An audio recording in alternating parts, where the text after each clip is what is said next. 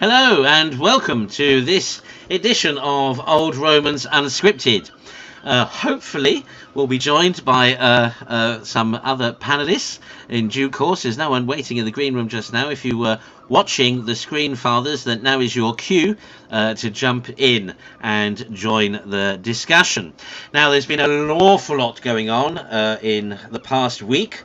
Those of you who follow our website, www.theoldroman.com, cannot fail, I think, to have been impressed with the number of posts from Catholic headlines that have literally flooded the website this week. We've had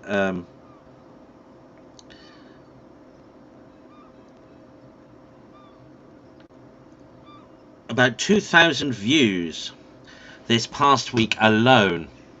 Most, of course, interested in the hot topic of the day, which is Traditionis custodes. I hope some of you were able to watch last night's program, a new series every Friday evening following the Angelus, hosted by Brother Stanislaus, where we discussed last night. We began to discuss, I should say, because there's an awful lot to discuss about Traditionis custodes. But we began last night to discuss the motu proprio in depth, and we began that program with an introduction about Old Romans, about who we are and what we're about. So if you missed that, then please check out www.youtube.com/Old Roman TV, and you can watch last night's program. But otherwise, I suspect, and for those of you who may be despairing of it already, because it is rather as if nobody's talking about anything else, I suspect that this is going to be the flavour and topic of our discussions for a long time going forward.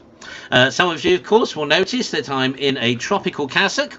That's not because I am no longer in the UK and broadcasting to you from Central Africa or from the Philippines or anything like that. It's simply because today has been a scorcher of a day here in the UK. It really has been really quite hot, quite warm, and frankly, I wanted to put something on that felt comfortable.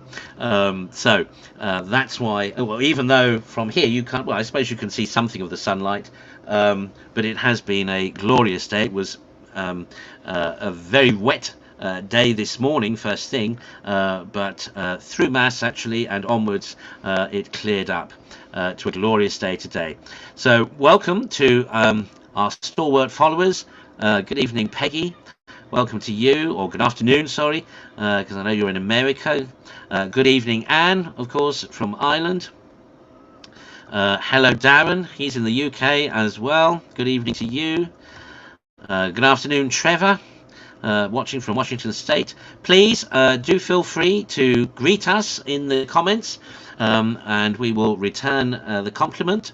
And please also do feel free during these unscripted programs, as some of you do share your thoughts in the comments, particularly on the YouTube platform. I know this broadcast is broadcasting across Facebook and Twitter as well as YouTube, but if you're looking for some interaction with other viewers, then I suggest looking at YouTube, where the live chat invariably goes on. So do look out for that, and do share us your opinions. Sometimes we post them, sometimes we will refer to them. So do share us your thoughts. Good evening, Shirley, there in the UK, just down the road. Good evening, Stephen from Warwickshire, on holiday from Edinburgh. Oh, okay. Good evening and welcome to you. Now, I can see in the green room that Bishop Kelly is patiently waiting, so I shall bring him on before we get embroiled in a topic of conversation. So here we go.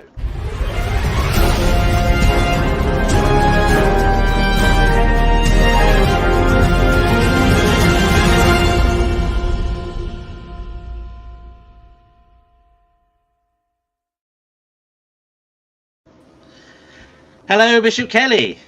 Hello there, how are you doing? I'm all right. How are you? Good, good. Yeah, How has your week been? it's been very good actually. And we're enjoying fine weather here. It's gotten a little hot and humid past there, so um, yeah, it's 95, which I think is 35 in Celsius. But it's the humidity that's the killer. I turned the air conditioning off because it can be a bit noisy, but I may have to turn it on Well, no, please feel free.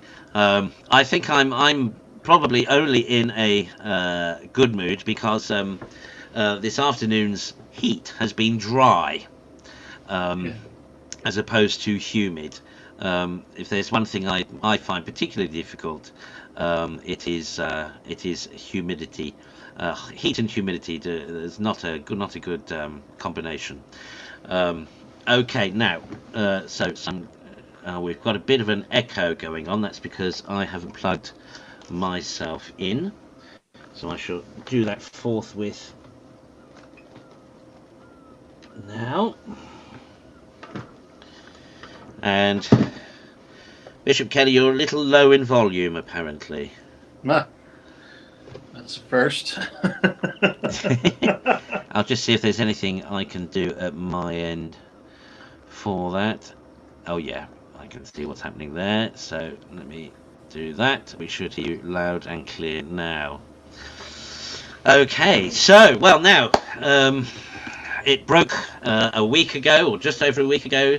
Traditionis, custodes. There have been oodles of commentary going on all across the internet and during the week. We did have some initial reactions last week. Bishop Kelly, have your thoughts developed since then? No, I think my gut reaction to it still stands. I mean, there is a lot of stuff out there, and you're sort of bombarded with it. You can't remember what article said what and where it was said. But I'm slightly encouraged by the generous response of bishops initially. I mean, that can all change. But I have found, from what I've read, the majority of them have been quite accommodating. Yeah. Um, Yeah. you I know, think there's basically been three responses from the bishops. One is stop it now, no TLM. mhm, Then there has been I need time to think about this, mhm. and then I will give you a considered response. And then the vast majority seem to have said we maintain the status quo. What permissions need to be given, consider them given, um, and the paperwork will follow in due course, but carry on as you were before.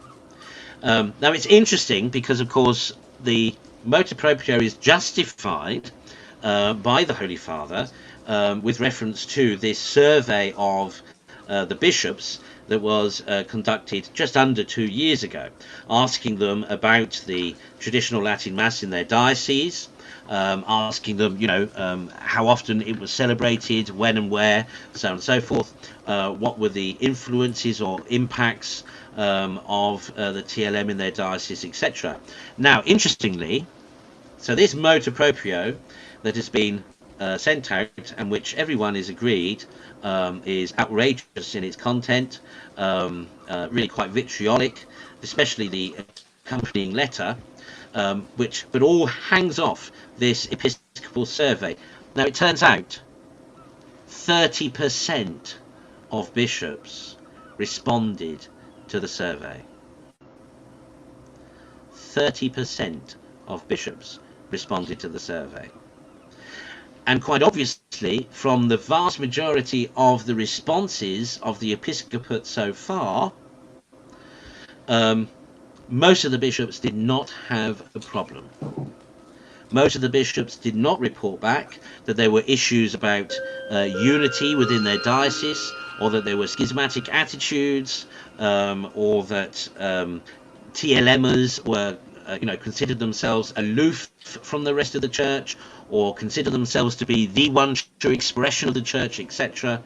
All of that stuff that was hinted at, well, more than hinted at, but j'accuse in the motu proprio, doesn't seem to have any foundation in reality. Quite clearly that of the few bishops that responded, perhaps some were negative. Now, interestingly, you perhaps may recall that when that survey went out, a lot of people focused on France. A lot of people thought, oh, this will be an initiative by the French bishops. They don't like the TLM because of the SSPX, because of the integriste attitude or mentality among conservative Catholics, etc. Do you know, one of the first headlines following the motu proprio the next day was the manifest support of the French bishops for the traditional Latin Mass communities and apostolates. So, irrespective of the fact that, in the week preceding, there had been this headline about the FSSP being kicked out of Dijon Archdiocese, and all this worry about, whether they should have celebrated or not the Chrism Mass. By the by, seemingly that was one out of nothing, more or less. Seemingly, otherwise, the majority of French bishops have no problem with the traditional Latin Mass and have given it more or less carte blanche. Post the motu proprio, have said, please continue, carry on, actually have issued a statement to say we are in support of our traditional Latin Mass communities and those apostolates and religious congregations who support and provide pastoral ministrations and the traditional Latin Mass in the Tridentine formulas. Clearly there is no problem in France. Now, if there's no problem on France, then there's unlikely to be a problem anywhere else. And as you were saying, from the vast majority of the responses of the bishops in North America, clearly they don't feel that the TLM is any kind of threat within their diocese. Quite the contrary. Again, most of them have gone for option 3, which is carry on. Please carry on regardless, and we'll sort out the paperwork and send it to you as necessary. Likewise, in the UK, in Australia, again, the bishops on the whole have come out extremely positive, have again said, please carry on, we will sort out the paperwork and send it to you as in due course, but please carry on. So where has this problem come from? What is Pope Francis talking about? The whole point of his motu proprio is to suggest that there is some big ideological and philosophical and theological problem with traditionalists within the church. There's this schismatic mentality, and there are all these people who are claiming to be the true church and don't want anything to do with the unity with the rest of the church. Clearly, where is he coming from? Well, I think he's coming from the canonization of Vatican II. I mean, he sees that as the threat. While the Novus Ordo churches are emptying, the TLM parishes, masses, fraternities are filling up. And that's the threat, that the council has not been a success. People are voting with their feet. And I mean, they have themselves to blame. I mean, they call us by being stuck in a rut. At least our rut has a bit of taste. Their rut is 1970s. I mean, you still have the same old threadbare vestments that they had in 1972. You have the polyester. same polyester with things on it, indecipherable Symbols, things, three-quarter length albs with jeans under them. All this carry on, and the fellow, the guitar masses, the guitar, all of that doesn't appeal to anybody unless you're in your 70s. And it's but so from where he's at, he sees that now a sensible bishop in his diocese will say, look, the diocesan source of income is coming a lot from these churches, from these parishes. The priests, even the diocesan priests who wish to say the Tridentine Mass, are usually workhorses. You know, if the bishop asked him to go to hospital visitations, he'd say, "Yes, my lord." If he asked him today, I mean, because they're living out the vocation. It's the Father Polyester who, sorry, Bishop Jim, I have a tea time today, and tomorrow, and the next day, and you know.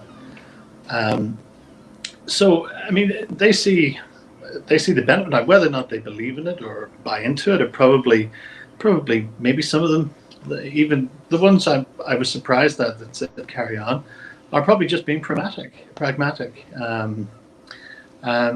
So, you know, I think Francis and his group of supporters who pushed this, I think they must be quite shocked at the response.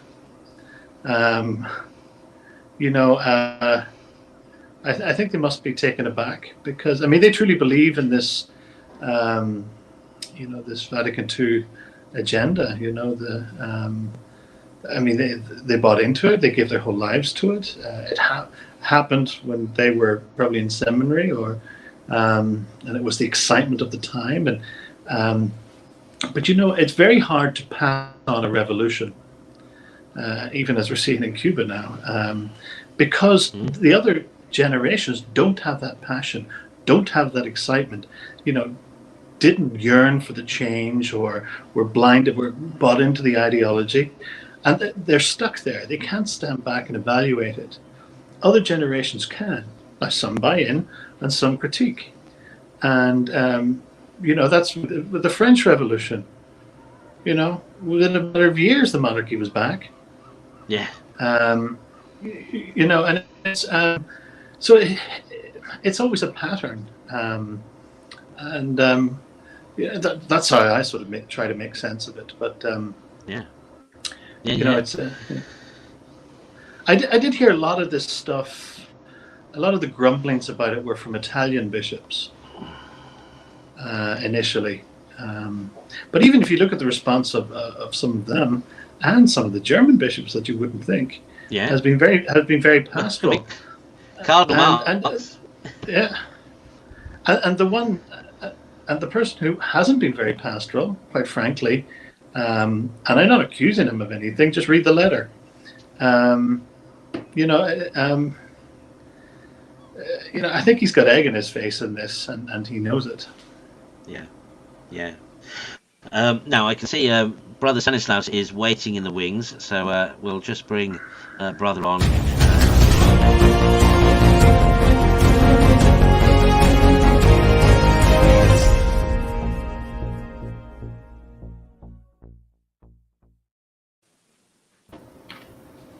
Okay. Hello, brother. How are you? Good, Excellency. How are you, Bishop Kelly? How are you? Nice to see you. Nice to see you. Very well. Nice to see you as well. Yeah. Very well. So, so you can guess what we're talking about. So we were just reflecting how positive, actually, the worldwide episcopate has been in its response to the motu proprio.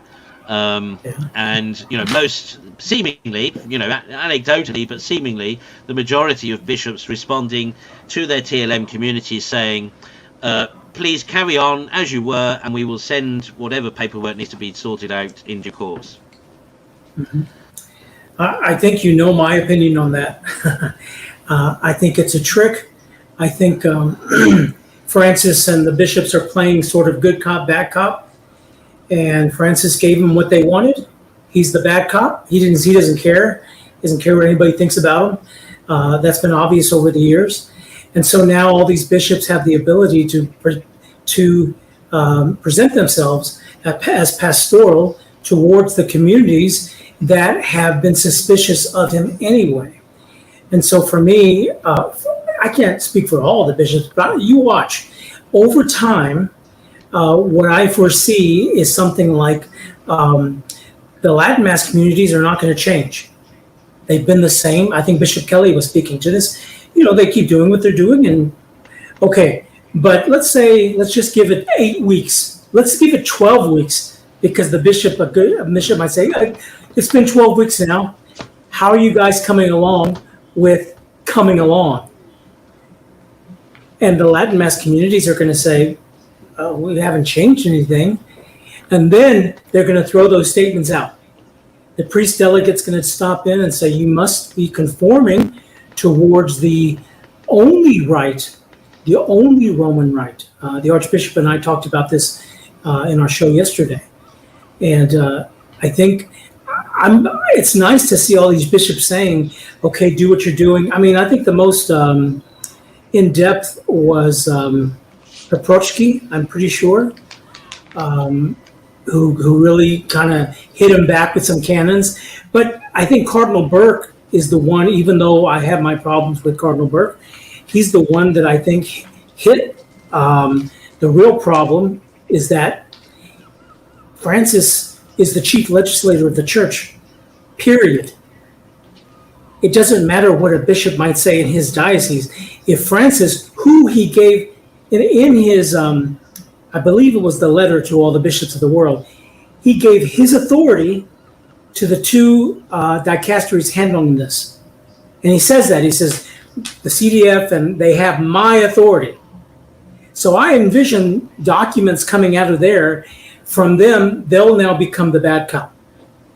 And so the bishops, and it takes time to work, but the bishops will be telling the Latin communities, well, I'm trying and I'm doing this and I'm looking out for you, but you guys have also got to come along.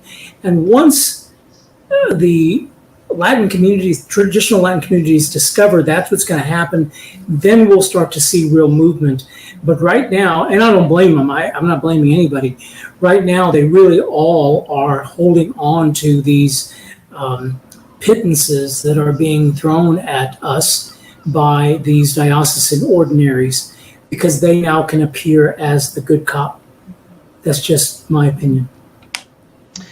Yeah, well, I mean, that's certainly interesting, and I think as I said last night, and I said last week, and I've said during the week as well, there is a bigger issue at stake here, which at the moment, although they're coming gradually to it, most of the commentators are only hinting at, and I think are too afraid to state the obvious, which is that ultimately there will always be this tension between the Old Mass and the New Mass until such time as anyone is actually brave enough to take Vatican II by the horns and say, right, let's actually deal with these documents properly, let's actually give a definitive interpretation rather than an ambiguous one, and let's actually decide, whether a traditional understanding or a liberal understanding is the mind of the church. Now,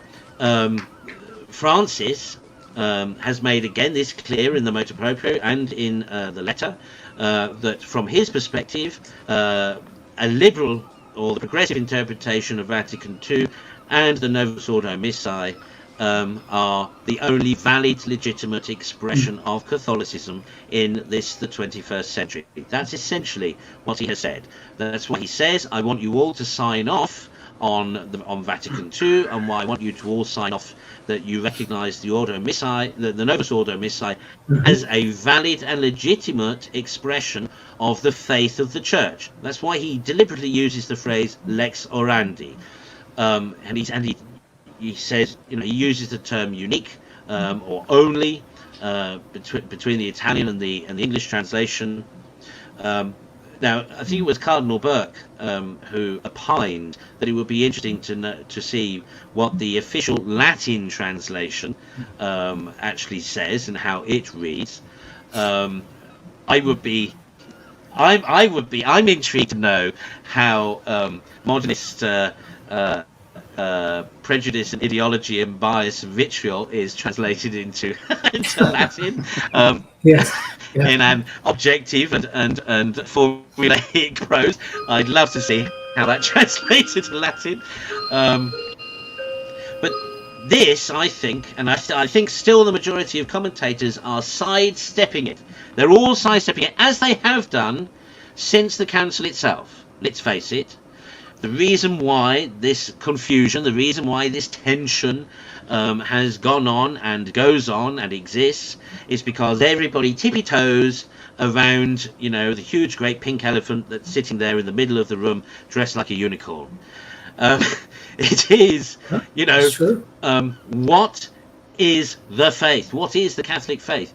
Now, I posted on the Old Roman.com yesterday a brilliant interview between William F. Buckley and Michael Davis and a Monsignor chaplain from 1980, who in 1980 were having this exact same discussion about what is, in fact, the episode was entitled "The Fight for the Orthodoxy of Catholicism." And that's exactly the same, they were having exactly the same discussion as basically we have all been having this past week. Because this is what it really boils down to.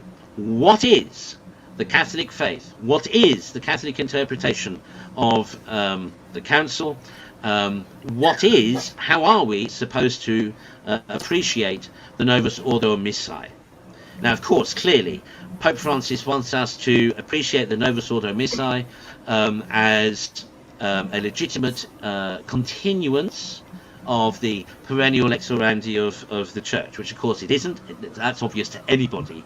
But also he wants us to all to believe the lie, and this is what really gets me. This is an motu proprio from the Pope, lying, saying that the Novus Ordo Missae is the Mass of the Council. It's got nothing to do with the Council.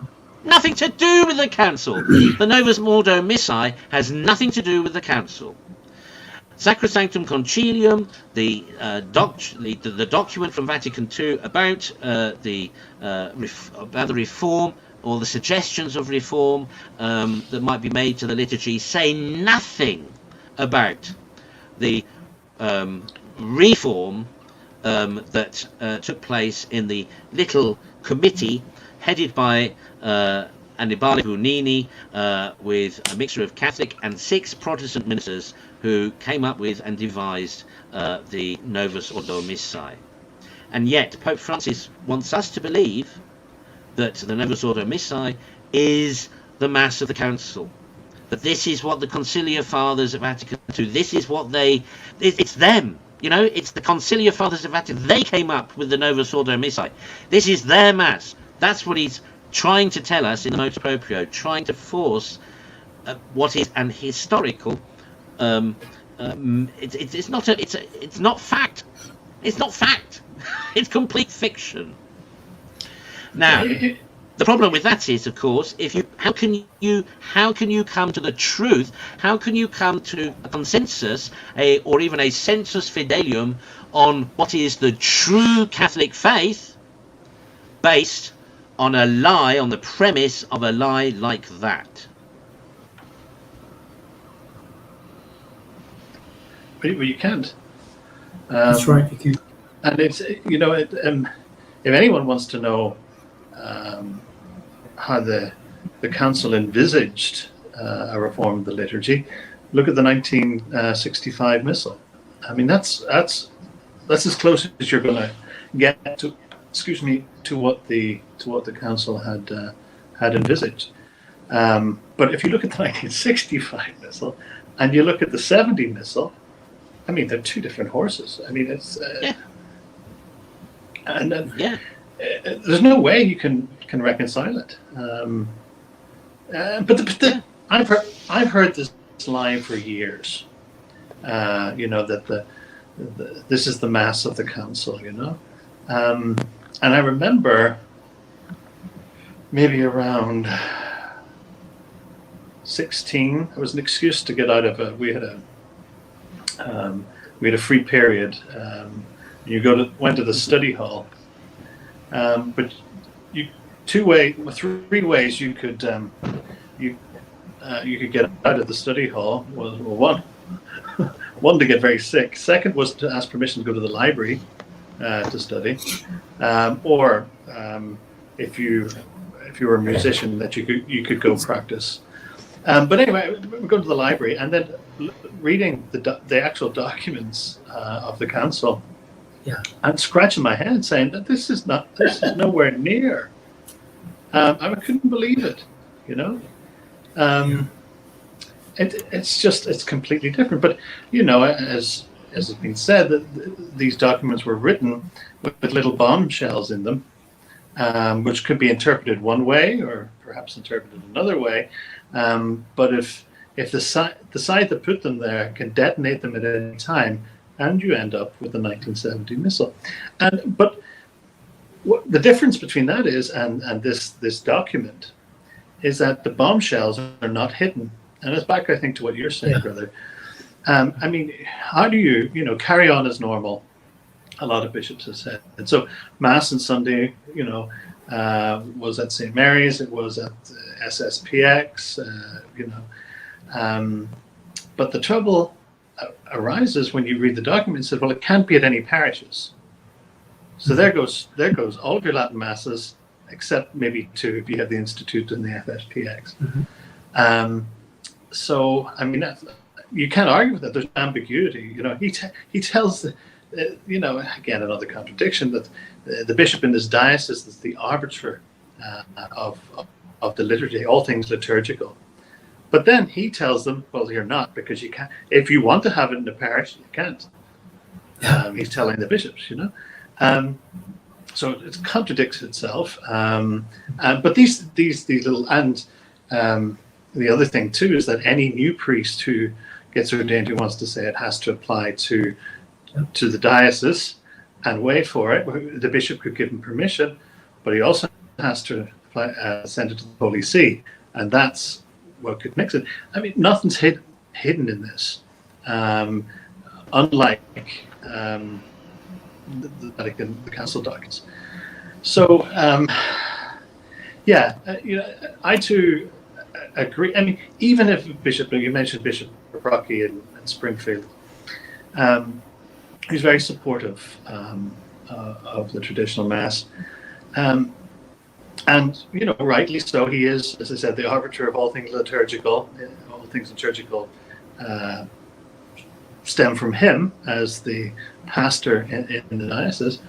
But Rome has tied his hands. He cannot say carry on as before, because it clearly says no parishes. Clearly says any of you new priests you give permission to. We got a veto on that. And so those little bombshells that were hidden in the council documents are not hidden here, but they're there. I mean, it's everything he starts by saying the bishops have the authority to do blah blah blah, and then the next sentence he takes it away and says but has to be rubber stamped by the Vatican. That's what Cardinal Burke particularly draws out in his statement. That on the one hand it's saying the bishops have the right and the authority to legislate about the liturgy in their diocese and blah blah blah, but then says everything has to be ratified by the Curia. Crazy. Yeah, I'm good. I think essentially that he's they say he's trying to be pastoral and he's trying to help these communities out, but that's what I keep pointing to, what Cardinal Burke pointed to, and probably like most of us here watching, I was waiting for the General Superior of the SSPX to make a statement. I've watched the Quebec Superior, the U.S. Superior, this one, another Superior. I watched all their stuff because typically the SSPX, the one thing we can count on is their men are typically fairly well educated. So you can go, and at least that's how I look at it. So at least I know typically they're like that. That doesn't mean that we're going to get good stuff from them. But so I wasn't disappointed with anybody that I watched, but when I saw the General Superior's statement, I was surprised how clear he was. That I can't quote him verbatim, but the general essence, he said, there's no longer any debate about hermeneutic of continuity. It's been ruptured, ripped open. This Pope did it. There is no continuity. It's clear what's going on here. But he doesn't say what they're going to do, which, they can carry on, certainly, but at some point, I don't know, there's got to be a better word, I think, but that word defy that I've used. At some point, even Paprochki in Illinois, he can continue to support his communities, and I think it appears that he truly does have a great love for the traditional Latin Mass communities and what they're doing, and he wants them to continue. But that heavy-handedness is going to come. If it's not, well, like Bishop Kelly was already saying, it's there. There was no secret to this, and so the bishops who line up more in line with this, they're going to take it. You've seen it already. I'm sure you've seen some of them. They're cutting it out. As we know, there was no vacatio legis. Nothing is now. Do it now, and that's why I think that all of the bishops. Well, I should say, I've been warning as many traditional Latin Mass goers as I can. That is the little, I don't even know what to call it, but where it says, do it now. There's no waiting, there's no interpreting, do it now. But what did all these bishops, what did they all say? Well, we want to study it. Well, he already said, there's no, do it now. So I expect whoever he's got in charge of this in the Vatican, which is the two guys from the two dicasteries, they're going to start, the letters are going to start coming. I have no expectation that there's going to be anything but the attempt to wipe out the traditional Latin Mass in every diocese controlled by Rome in the world. That's what they want to do. Burke said it. I forget the guy's name who's head of the SSPX. He basically said it. And people are not picking. It doesn't appear to me, from what I'm reading, that the lay people are picking up on that. When I saw Burke say it, I thought, well, maybe I'll start. I'm not seeing it. What I do hear mostly is, oh, well, we're going to continue. Oh, thank God this bishop is letting us. And I just think it's a trick. It was an interesting thing I read. Perhaps it was it yesterday or Thursday? The Dominican Fathers in London, I think they're over Tavistock Hill in London, and they have their priory there. And there's a young priest, of course, who's very much into the Dominican rite of Mass. Mm-hmm. And they have a weekly Mass there, Sundays at 6 p.m. for the public. It's a sung Mass according to the Dominican rite. His private Masses at the side altar every day, which is open to the public, are in the Dominican rite. So he asked his prior and the prior provincial, and they said, look, just to cover yourself, why don't you write to the Archbishop of Westminster and tell him what's going on and ask for permission. He got an immediate response as to carry on. However, what's going to happen? Because the prior can give him permission to say Latin Mass in the priory, but it's not just a priory; it's also a parish.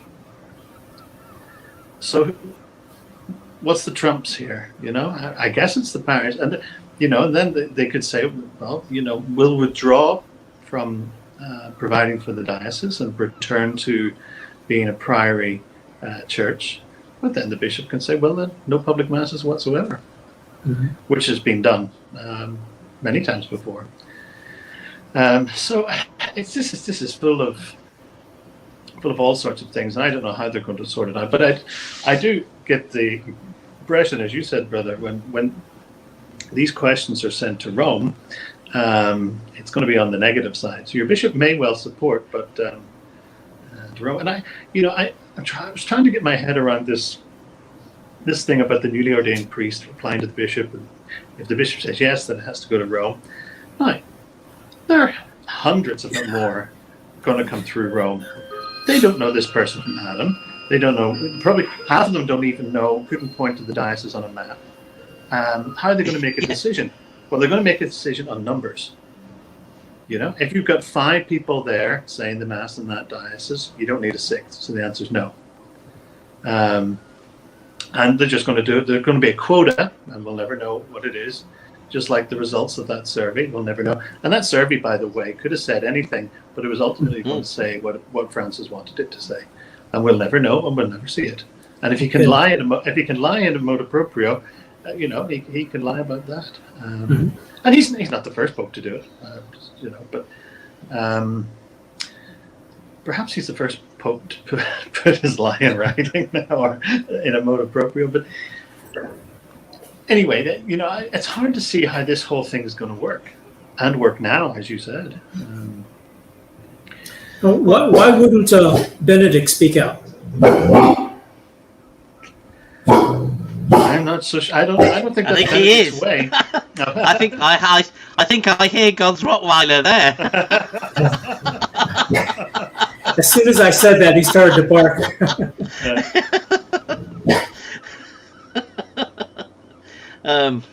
Well, I think Benedict is too much of a gentleman to issue a public statement, because the only statement he could make would, of course, be contradictory to what Francis has said. I mean, he can't turn round and say, "Oh yes, Francis is right. I was wrong when I issued Summorum Pontificum."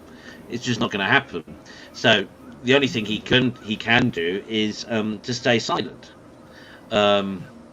But of course, this is one of those ongoing debates, and some of the commentators have picked up on this. Certainly with reference to Quo Primum by St. Pius V, this question of, can a pope restrict or in any way constrain what a future pope can or cannot do, or may not do. And there's always been this question about Quo Primum, where Pius V used the term unis quisque, whomsoever of the pastors of the church, when he was saying, anathema to those who alter this missal.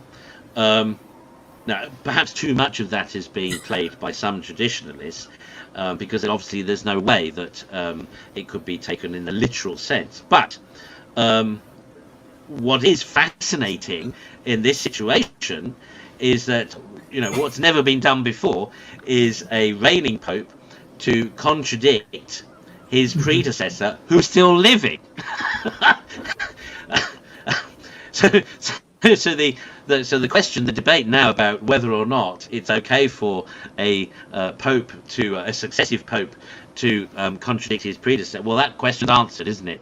And that question has been answered in the lifetime of the preceding pontiff. But of course, what some commentators also said was, but this also means that should Pope Francis, for example, as he's spoken of before, should Pope Francis resign, should he abdicate, should he become Papa Emeriti like Pope Benedict, what's to say that his successor won't turn around and write another motu proprio and say, fudge it, well, as my predecessor but one said in Summorum Pontificum, and as my immediate predecessor said in Traditionis custodes, I now say in my motu proprio, blah blah blah. The point being is, well, hold on a minute. The whole point of being a custodian of tradition, which the popes are supposed to be, is to maintain the consistency. Just maintain consistency in doctrine, consistency in teaching. Where's the consistency if popes now can write motu proprios and exercise them in the same way that incoming and outgoing presidents of the United States of America use executive orders? Yep. Now, motu proprio is not supposed to be used like an executive order, but that's what Francis has done. Yeah. Yeah, no, it's and a lot of commentators over the years, traditional Catholics have said, they've accused, well, Francis, he's going to come down on the Latin Mass, he's going to do away with all that, and then, oh no, not while Benedict's still alive, not while, he wouldn't do that, Well, he's gone and done it. But I was has he joking. gone and done it because he's just had a big operation himself? Well, so that's the rumor. They fear that time is short. But I was saying to a friend during the week, and this seems to be an Anglican practice.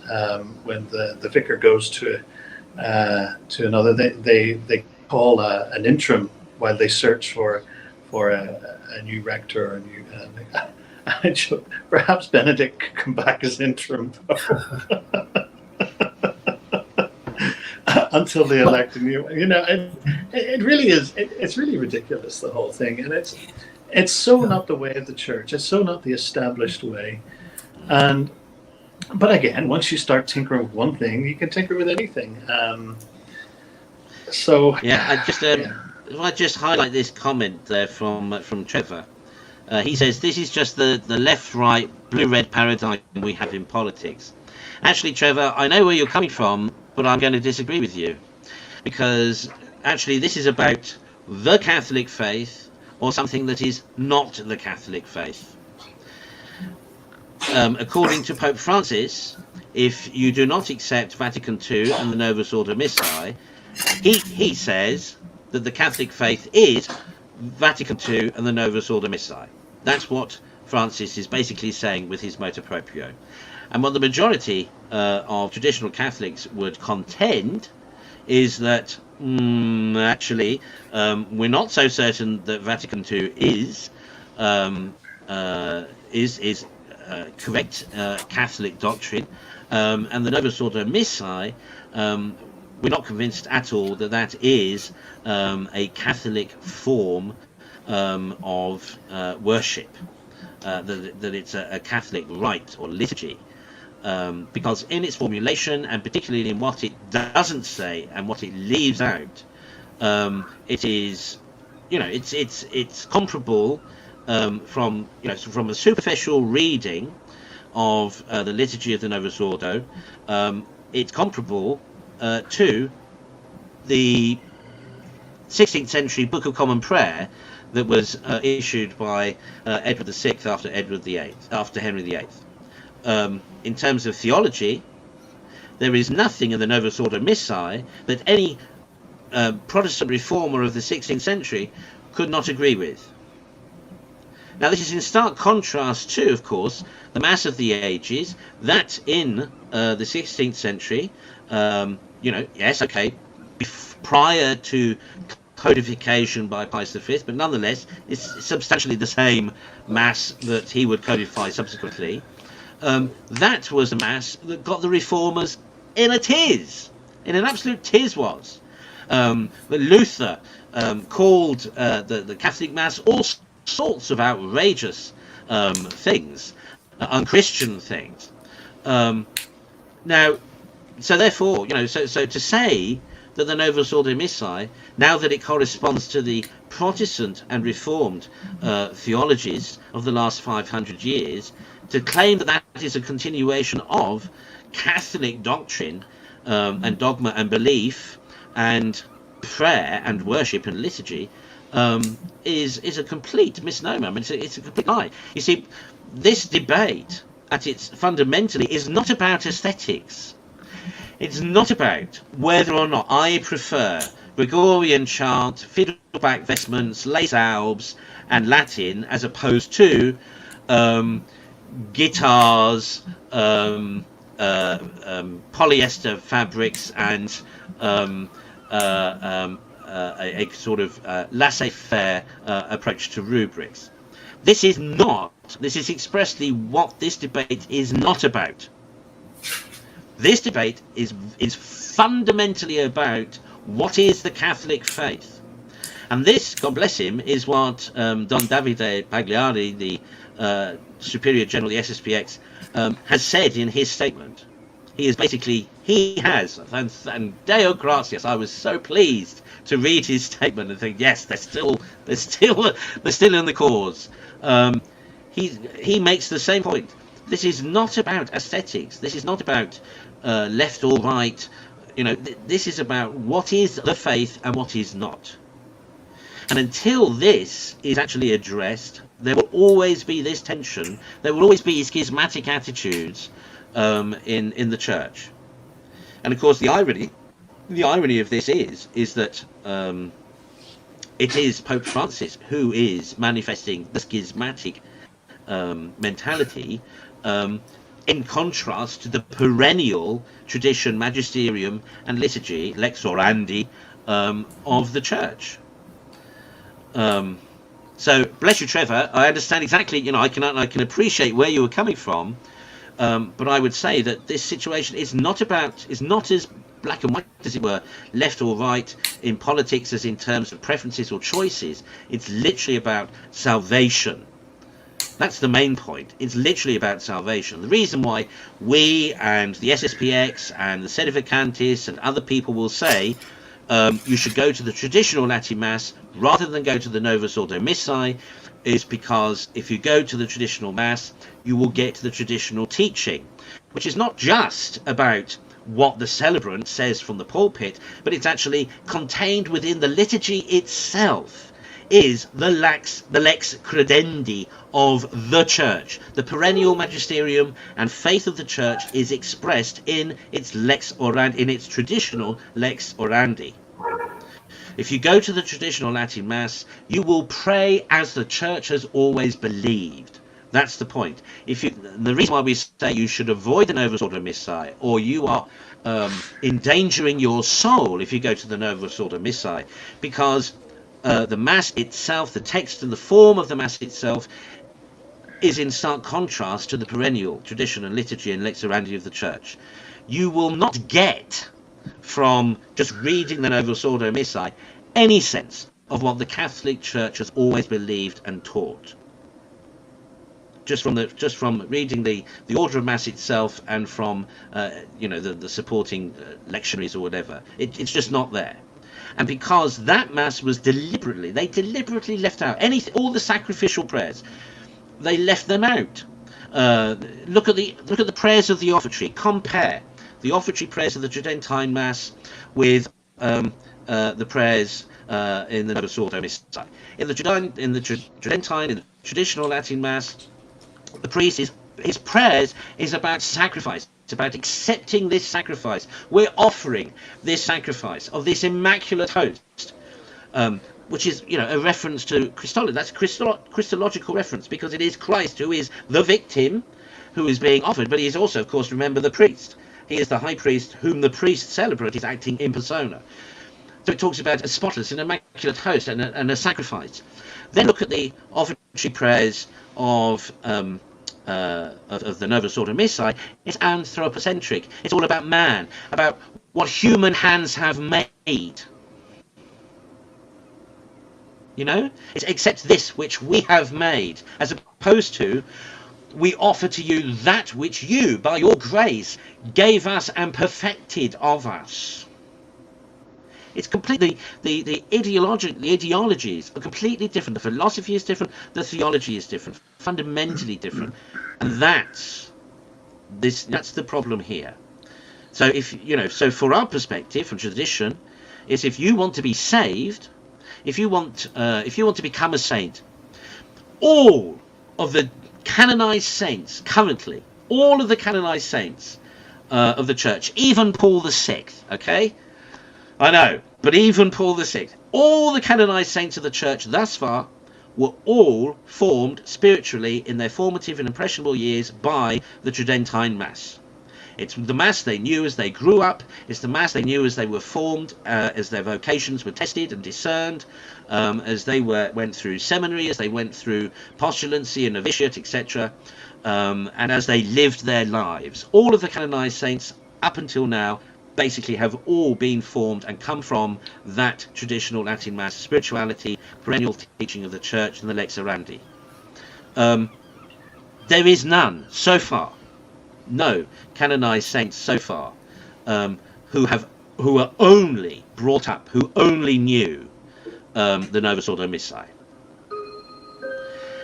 And again, if you look at the fruits, if we look at the Pew Research Survey results in recent years, again, where is the fruit of Vatican II? Where is this rebirth? Where is this rejuvenation? Where is this revitalization of the church? The church which is dropping every year in numbers, that significantly has dropped in vocations. Just compare the statistics between vocation levels prior to the council and after the council. This new order of mass has done nothing but been destructive to the church. Look at the way it was implemented. Look at the millions and the hundreds and thousands of dollars that were wasted reordering churches and sanctuaries and chapels and all this of it, destroying what previously had been held to be sacred, destroying stone altar mensas that had been consecrated, that sealed in saints' relics in those altars, hacked out, stripped off. All the viridoses, all the statues, all the icons, all the murals, everything that expressed through the ages the beauty of worship, the beauty of art, the beauty of belief, and all the sacrificial giving, all the sacrifices made. Read that art, and read the music, and read the vestments, and all those nuns in the 18th and 19th century who were pricking their fingers, creating Bruges lace for the owls, and for those who are doing that beautiful needlepoint for the decoration of vestments, and all the rest of it. What of all that? All of that was suddenly thrown out, discarded, thrown away. There is no way anyone can say, that the Novus Ordo Missae is expressive of the genuine lex orandi of the Catholic faith throughout the ages. It is not. It is a complete rupture. It is a complete break, annihilation. And then read the Vatican II documents. I agree, as many traditionalist Catholic commentators agree, 90 to 95% of what is in the Vatican II documents can be interpreted in continuity, not necessarily having to use hermeneutics, but in continuity with the perennial tradition of the church, for sure. But there is 5 to 10% that is really dodgy, that is actually totally contradictory to what the church believed and taught before, or is at least dodgy and heretical, contains errors. And these have never been addressed. And so that we have, it's the example I gave last evening, Pope Francis signing an accord with a Muslim cleric to the effect that God wills all religions to exist. That is heresy. That is a heresy. It is error. God does not will all religions to exist. If he did, why would he send his only son? Why would Jesus say, no one can come to the Father except through me? I am the way, the truth, and the life. God does not will all religions to exist. He willed Judaism and Christianity to exist. Those are the two specific religions he willed to exist. All others do not come with divine approbation, no matter what they claim, no matter how much within themselves they may contain little bits of the truth.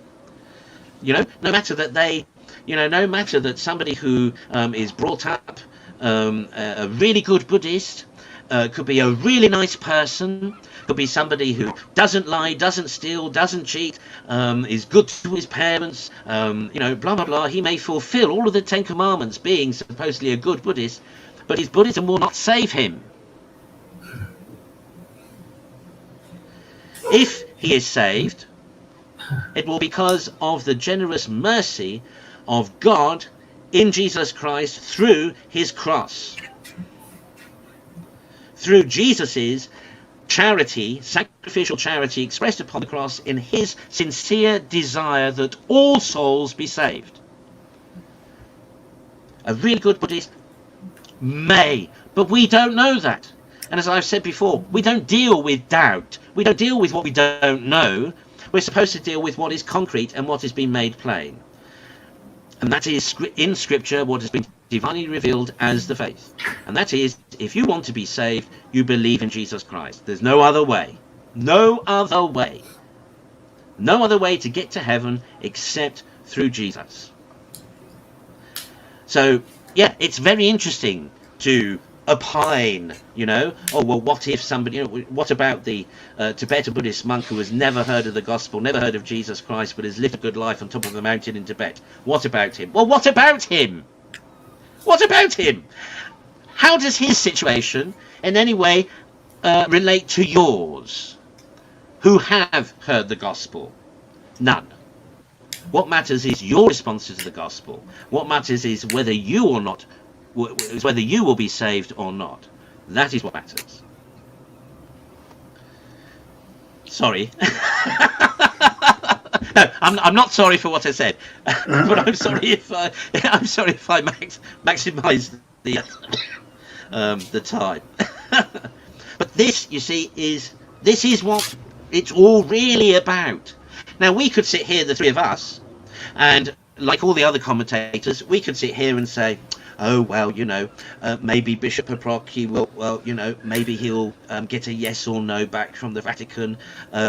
You know, well, maybe Archbishop Vigneron will welcome Father Perron back with welcome arms. Or maybe Bishop, what is his name? Is it Challoner or Challoner or something like that? Maybe he'll be nice to Father Altman in the end. Blah, blah. We could all go, you know, we could all do that wishful and you know, hope. You know, what is it? Bishop Barron says that we, you know, hope all things, whatever it is. Yeah, we could do that, but that's not going to save anybody's soul. That's not going to save anybody's soul. And the whole point of us commentating at all on anything like this, the whole point of any of you having a thought or opinion at all about any of this has to be about salvation. It has to be about the salvation of souls. It has to be about your salvation, and it has to be about the salvation of your neighbour. That's what it's all about. That's what matters. And as Brother said last night, what the bishop should do, and especially all these bishops who are saying, oh, you know, never mind what Francis says, you know, carry on, we'll sort it out. Actually, what they should be doing is unifying as one voice, turning back like Paul, resisting Peter to his face and saying to Francis, you can't do this. It's wrong what you're doing, and this is why it's wrong. You don't actually have the authority to do this. Papal infallibility doesn't give you the permission, the authority to do this. These things, you need to understand properly what your job is, what your role is, and what our role is in respect of yours. And that is what needs to be worked out post-Vatican II, because that wasn't settled at the Vatican Council. That wasn't settled at the Vatican Council. That's why Pope Francis thinks he can say, well, you know, as it says in, I don't know, Lumen Gentium, I don't know, you know, or the bishop has ultimate authority in his diocese for his liturgy, but you can't do anything without my say-so. That's not there. You know, it's, and at the end of the day, you see, it's about, is it not about truth and untruth? Is it not about what's black and what's white? Is it not about what is real and what isn't real? What is real is the perennial Catholic tradition and faith and ex orandi that has saved souls and generated generations of saints.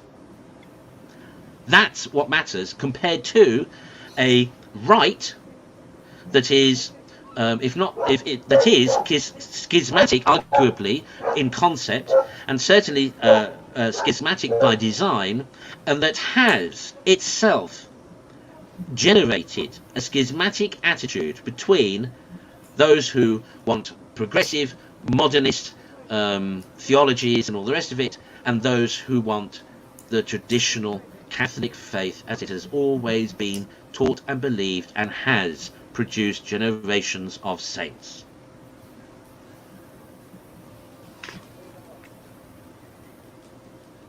Well, I'll let someone else speak. Yeah, no, there's not much to add to that. I mean, you talked about the document with the Muslim cleric. Well, you know, Equally, Bishop Schneider even had a one-on-one meeting with Pope Francis about that document and about that worrying phrase, and left that document left that meeting a little bit like Neville Chamberlain got off the plane back from Germany after his meeting with Hitler, waving a piece of paper saying, "Oh, we have peace." Yeah.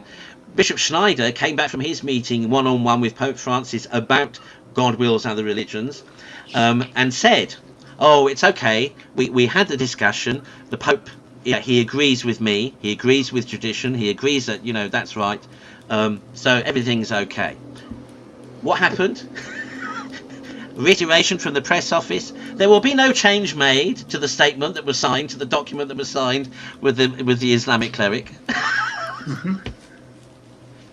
Yeah, no, it's you know, that one gets a lot of coverage, but the one equally as bad, if not arguably, you could make an argument it's worse, is the agreement, which we don't know. At least we know what's in the Muslim agreement, or whatever you want to call it, but is the one with China, that he sends over Mr. McCarrick, then Cardinal McCarrick, to do this secret deal with the Chinese.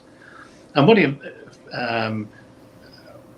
in effect, what he did was that he abdicated his pastoral authority as Pope over the Catholics of China and handed that to atheists. Yeah. To atheists who want to destroy it. And he said, you know, I appoint bishops from, you know, and we heard, if you watched yesterday's show, you heard some of the history with the Old Roman Catholics and the Pope wanting to appoint bishops and but here you have, he can't appoint anybody in this situation, that an atheist government decides who will pastor the Catholic souls in China, and sends to the Pope. The Pope goes, "Yes, sir. Yes, sir." You know, I don't know why, for the life of me, this is not being screamed from the rooftops. Exactly. So, you know, smell of the sheep. You got to be pastorally sensitive. The Pope of mercy, mercy, mercy, abandons the Catholics of China, abandons traditional Catholics. Who is he Holy Father of?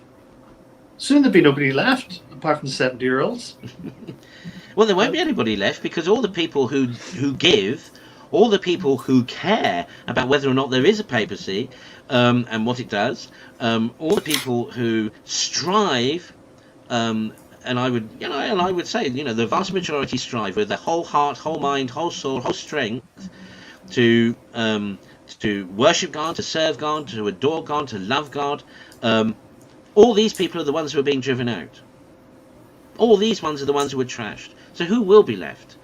The people who change their mind, you know, every 5 minutes, depending on the latest fashion, the latest zeitgeist, the latest whim, fancy, etc., etc.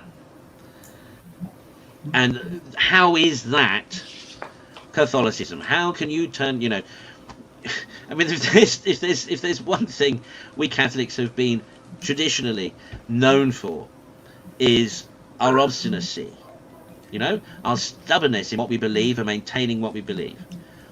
It's that consistency, that constancy, that continuity in tradition, in faith, in liturgy, in prayer, that has, you know, made the Catholic Church what it is. And throughout all the centuries, you know, that is, if you ask somebody, what does the Catholic Church represent to you, they would say consistency, constancy, and continuity with tradition. Look at now look at it. Now look at it. Yeah. I mean, it's crazy. Okay, now Trevor, bless him, and I know this is a question, Brother Stanislaus, that you ask as well, and Bishop Kelly referred to it earlier. What are faithful Catholics supposed to do? I'm going to shut up now, and I've got an answer, but I'll let you guys. I'll let you guys answer that point. What can a traditional Catholic layperson do in this situation? What should they do in this situation? Go ahead, brother.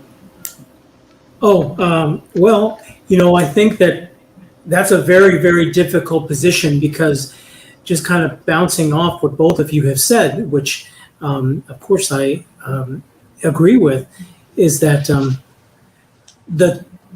the Pope has said who is Catholic, and apparently we're not, or we've got some time, due time, short time, to get on board if we want to remain Catholic.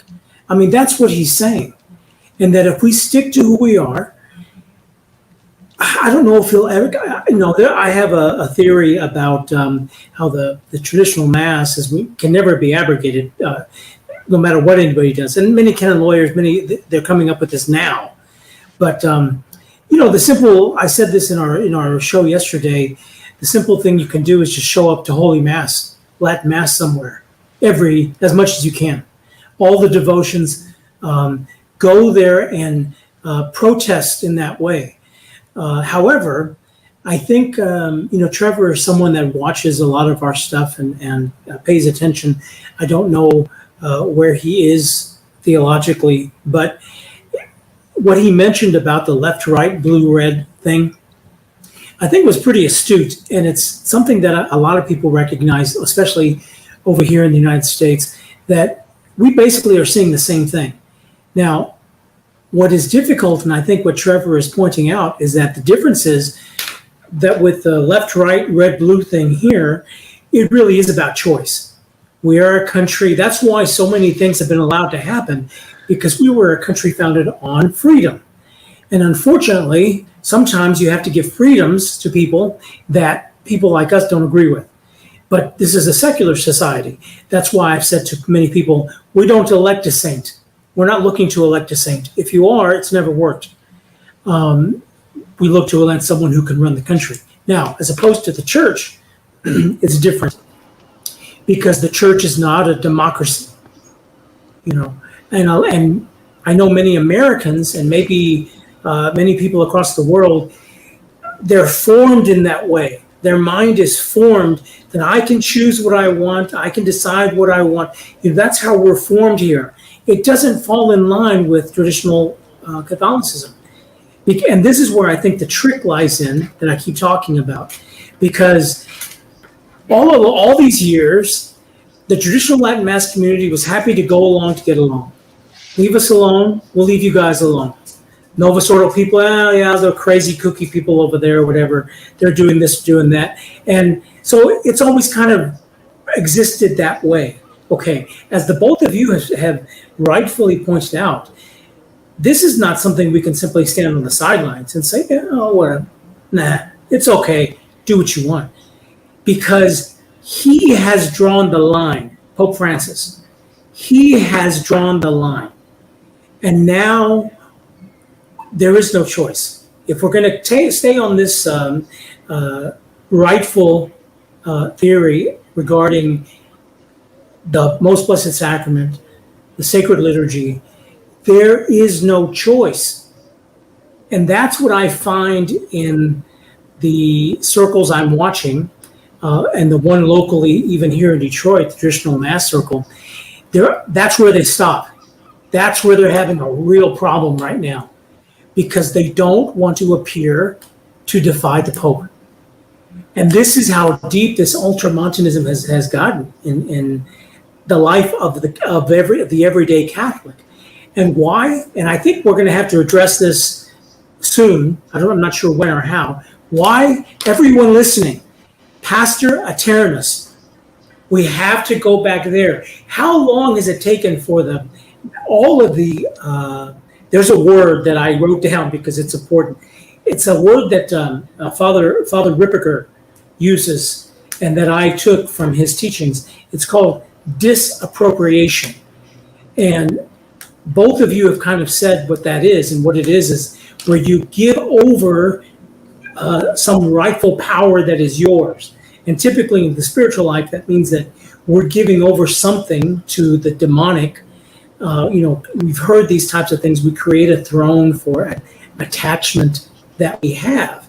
And it's true. And any attachment that leads us away from God, of course, is a demonic attachment. But that word can be very strong. But my point is that I think that there's an attachment that's been formed in the minds of Catholics over the last 100 years. And let me use this, an evil attachment in the classical theological sense, an evil attachment to the office of the Pope.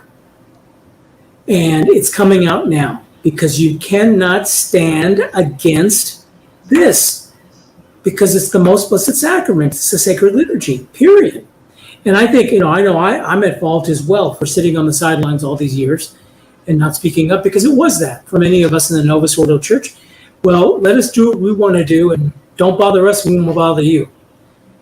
And it's come to a head now, and you're going to have to resist. So, Trevor, to both of your questions, I think you're spot on. You've got it, and I get your what's going on in your heart, that you're being pulled back and forth.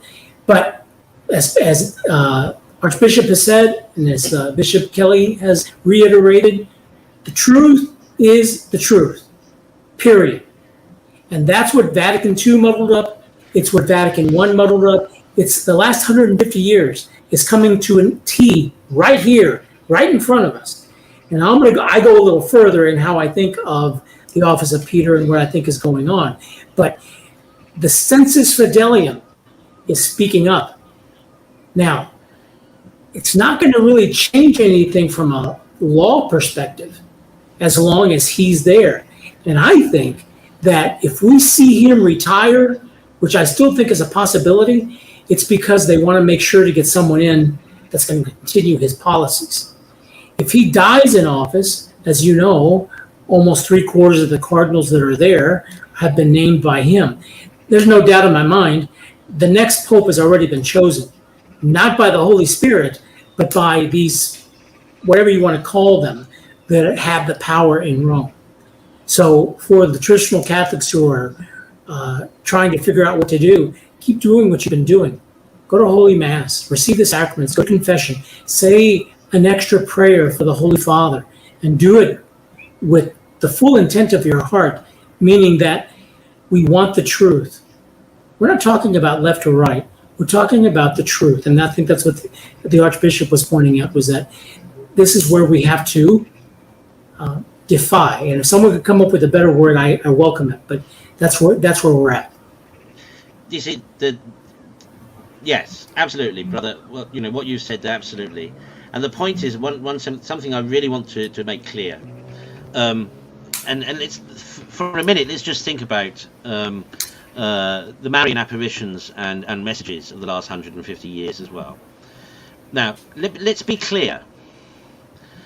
Our Lady is not saying that she will save us. Mm-hmm.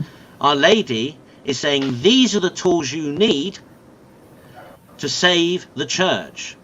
You must save the church because you are the church. Remember, we, as St. Peter says in his epistle, you are the living stones of the church. The church is us. We are the mystical body of Christ. If we want to save the church, what Our Lady in her messages has been saying is pray the rosary, live a virtuous life, be the best Christian you can be, avail yourself of all the grace that heaven can send you, receive the sacraments, go to confession, live a holy life, pray the rosary and all these other prayers, because they will help you to become holy, and becoming holy you will receive the strength and the grace necessary to yourself save the church.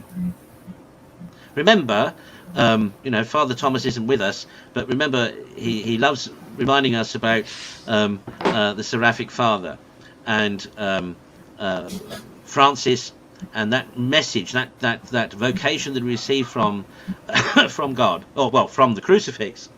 Rebuild my church. And Francis started rebuilding the physical church that was around him, and then he realized, oh no, he means the church. He means the mystical body of Christ. That the same is true for us. The same challenge to each and every one of us, who are the living stones of the church. Do not think that just by tilling your rosaries and handing everything over to Mary, that's going to change anything. It's not. Don't think that just by sacrificing intentions for sacramentals and sacraments for the benefit of the Holy Father or anybody else, that's necessarily going to change anything. It's not. What is clear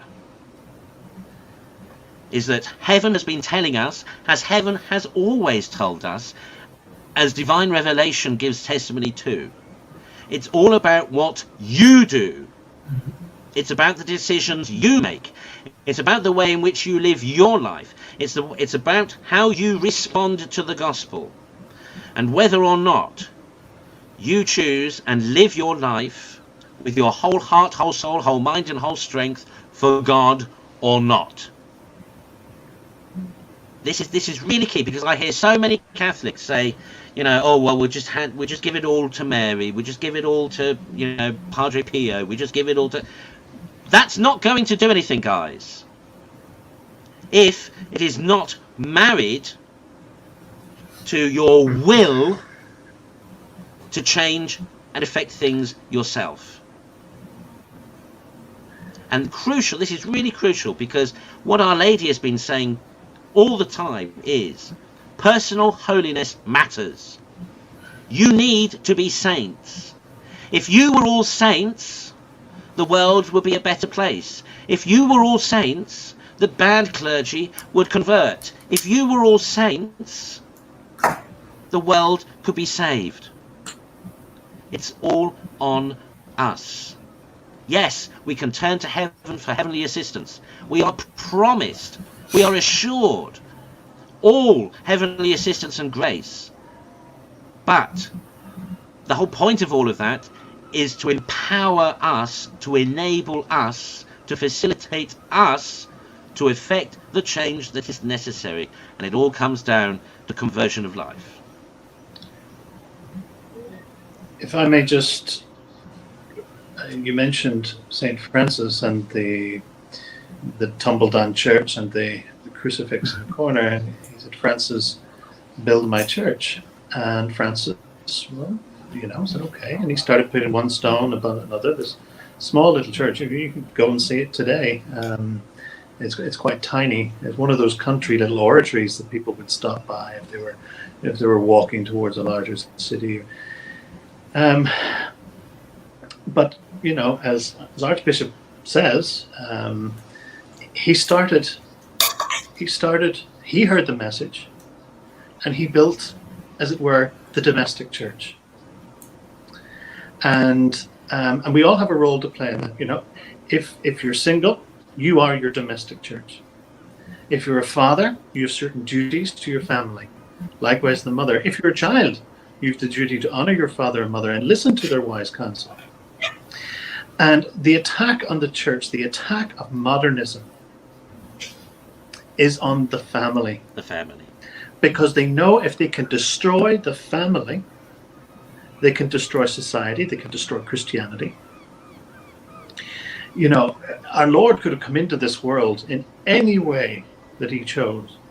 Blinding lights and a chariot descending, all sorts of ways. No, the divine plan was for him to come into a family. And it is extremely important. And if we build that domestic church, if we save the family unit, if we raise up our children to continue that and to build more families, then that is, and as Francis then came to to realize in a dream, he was the Pope saw Francis holding up the Lateran Basilica, which is the cathedral church of the Pope. And indeed, for many, many, many, many centuries, and still some good ones today, have gone throughout the world. And were great missionaries and have brought great comfort and brought the gospel message to all corners of the earth. And it all started with that small little tumble down church where Francis listened to a message. That message, the simple message, the simple instruction, soon became a movement that changed the world and did rebuild the church, did reform the church for a while. But, I think that's very important.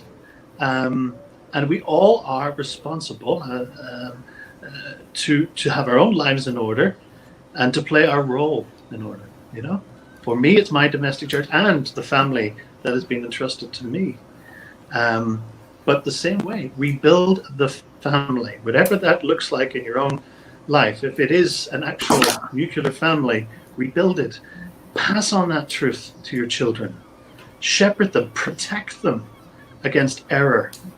Nurture them. God knows the world will attack them from left, right, and center. Prepare them. And hopefully that will be passed on. And I guarantee it that if we restore the family, if we protect the family, the church will flourish. Because that's where it is. Our Lord was born into a family.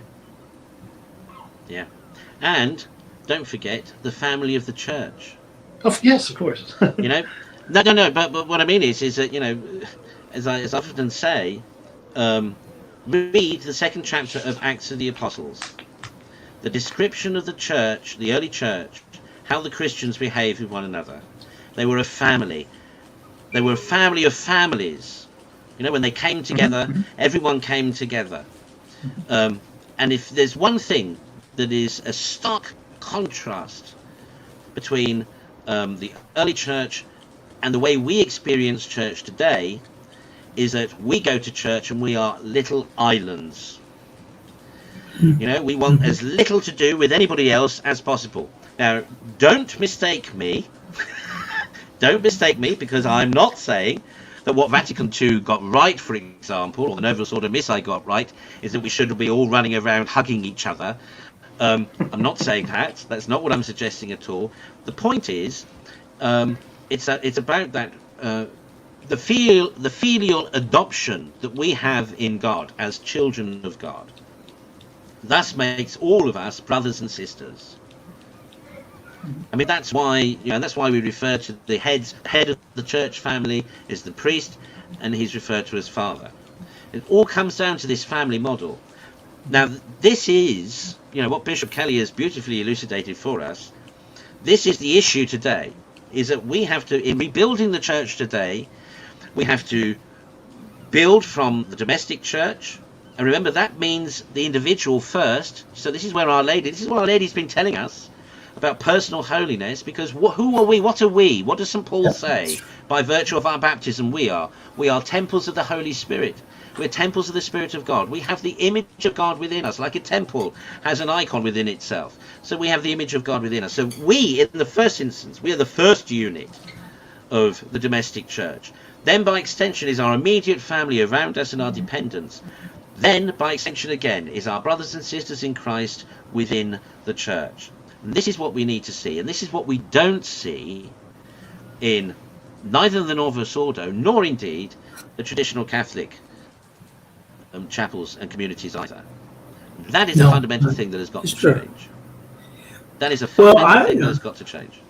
And I would say, which is what I was talking about earlier, that this is what worries me about the next family, as you rightly say, should be a thriving family, is the parish, and it's not. It's certainly dysfunctional these days, yeah. But it should be. But see, the insidious thing is that this document has pulled the mass from the parish of unit. The ages from the parish. Yeah. Right. This is yeah. It really worries me about taking this from parishes. I've said the two things I think that are blatant is taking it to the parish and newly ordained priests. But stripping it from the parish and that's the agenda behind it. Yeah. Yeah, you can slink off to your weird things, you may have to drive 2 hours to it, but the parish we want is the hugging and the kumbaya and the coffee hour. Oh, yeah, a bit of religion in there too. And the point is as well, of course, and this is where this is why all of this is happening. It's because they are now ruling the reins of the institution. They have got the power. That's what this is about. Well, yeah, they no have doubt. got the power. But the point is that as ideologically perfect and doctrinally, the visible church should be both the institution and the mystical body. The point is, since Vatican II, we have not got that. No. That is what has been torn asunder or been teared, basically from the Enlightenment through to now. Sure. I think what you're both saying is going to help our community, the Old Romans. I was just thinking that, when I go to the SSBX parish, sometimes I still kind of I'm by myself. They're not, I'm an Old Roman, they're still unsuspicious. But now I'm wondering how I'll be received. And it's probably going to be better, but I think that I keep going back to Trevor, because even the left and right thing with what's going on the church lines up, because the poor, it's more expensive now for them to get to good Holy Mass. Because if you do have to drive that 2 hour, it's costing twice as much as it did just a year ago. And then I wanted to point out, only because the Archbishop mentioned private revelation, and there is a bit of private revelation that I think fits perfectly with what's going on, and you may have both heard of it. It's with Sister Lucia of Fatima, and while there are many, many, many things in the diary of St. Maria Faustina Kowalska, the Most Blessed Sacrament, remember she took her name over of the Most Blessed Sacrament. So the things that she was told by our Lord and Our Lady were all about the Blessed Sacrament, and some kind of what's going on. But Sister Lucia, I believe it was later in her life, she has what's called her final memoirs, where she wrote everything down. And she had several, what she believed to be locutions, apparitions from Our Lady, from the child Jesus during her lifetime there in the convent. But what she wrote down, and I believe it was to Cardinal Bertone in explaining the memoirs and all that. But she said, and remember, to all of you, this is private revelation, but I take it, it's very much how I've been formed, that the devil is in the mood for the final battle, which is going to be against marriage and the family. And she wrote this down, I think, before the turn of the millennium. And now look, what are we talking about? Marriage and the family. And then even as the Archbishop has been talking about the domestic church, well, they're even taking the sacred Holy Mass out of church, out of the parishes. How can that be? Unless there's a real battle going on. Why else? I know there's liberals and there's lefties in power in Rome, but why else would they do this? Except it is the most sacred thing on earth, and they're trying to snuff it out. And what is that? And I know that this is not the show to really approach those things, but it is important, I think, for all of us to think about, because woe to that generation that has to see these things and live through these things. And I pray to God that it's not us. But I will say this: Traditionis custodes has reinvigorated me, and I feel very much like I'm putting armor on. And I can tell all of you, the three of us here, and you know it already, what it's going to take, and this is why I feel you talked about vocations and your state in life, and if you're single, if you're married, and well, we're called in a special way, and this is our time, not to, in a sense, stand up and make videos, and we're going to die, and this is our time. Put on your armor, fellow clergy. Put on your armor. This is our responsibility. And we have to who? To the families who are screaming at us. Help us. Give us something. And it's going to get worse. The famine, I think that's what we're heading for. A famine. And it started with the pandemic. And there's no doubt in my mind who was at that big table deciding what was going to happen. And I think it's all coming clear now. It's all becoming very clear. It's simply that the formation, the spiritual formation of Catholics over the last 50 years has been non-existent. And now they're being thrown to the wolves with that same spiritual formation. And it saddens me to no end because, all they can do is flail. That's all they can do. And we as clergy out there trying to help them. And there's not enough of us. There's a story from where I lived, a very special place in my heart, Galveston, Texas. And Galveston, Texas is an island that sits about 80 miles off the coast of Houston. And it's where I lived for many years.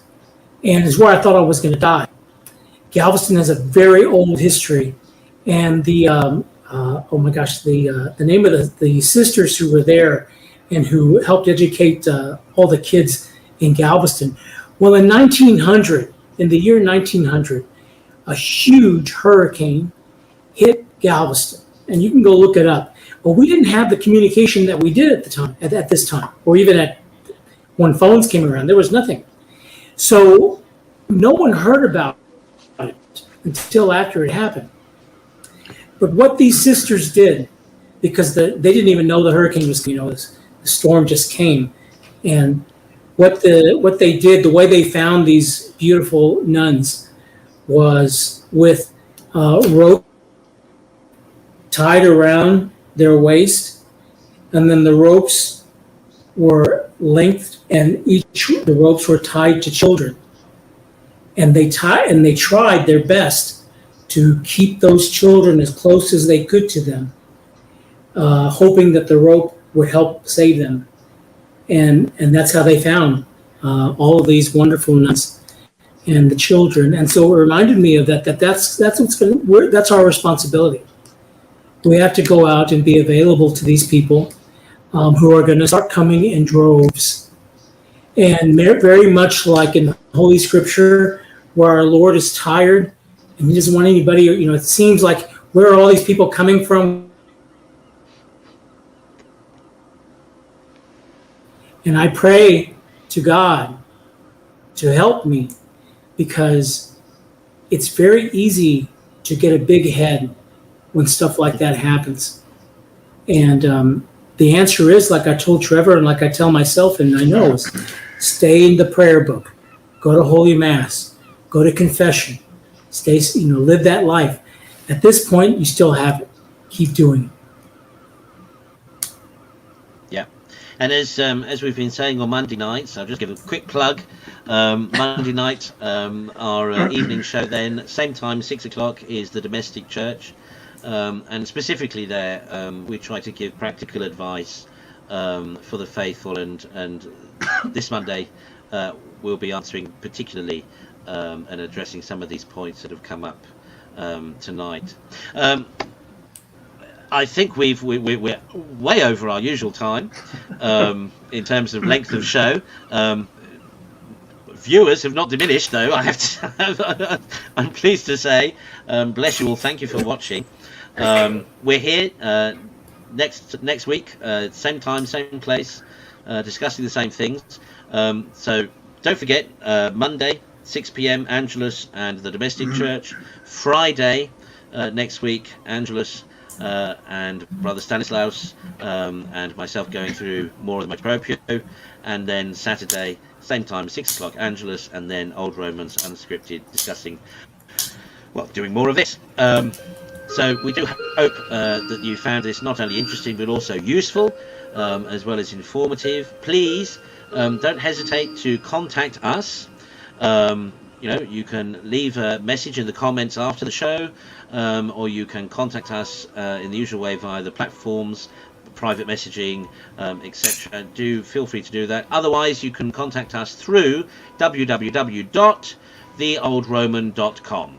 www.theoldroman.com, which we commend to you as being one of your first ports of call every day during the week to find out what the latest is in the news and what's happening re the church, and where also you can find the daily mass, the traditional Latin mass, the rosary, and meditations, and the Angelus, and all those other things designed and supplied to help you, to enable you to be the best Catholic Christian you can be, which is what heaven desires us to be. So let us avail ourselves of all those heavenly graces and all that heavenly assistance that is promised us. All we have to do is just try to be the best we can be. With that in mind, I shall ask Bishop Kelly if he'd be so kind as to give us his blessing, that we may receive this first bout of heavenly grace as we seek to go forward in faith from this program. The Lord be with you. And with thy spirit. And with your spirit. May the blessing of Almighty God, the Father, the Son, and the Holy Ghost come upon you and remain with you forever. Amen. Amen. Well, it's goodbye from me. It's goodbye from them. We've got to rehearse that. We've got to get that down, haven't we?